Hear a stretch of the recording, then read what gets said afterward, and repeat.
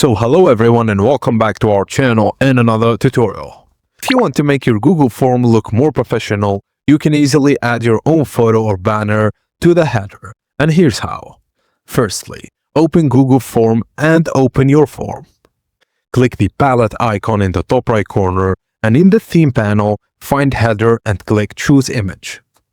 You can select a pre-made header, use an image from Google Photos or upload one from your computer.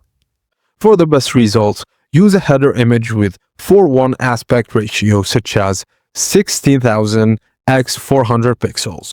Choose your image and adjust it if necessary. Now all you have to do is click Done to apply the header image and your photo will now appear at the top of your Google form. If this helped you out, please don't forget to like the video and subscribe to our channel for more tips and tricks like this.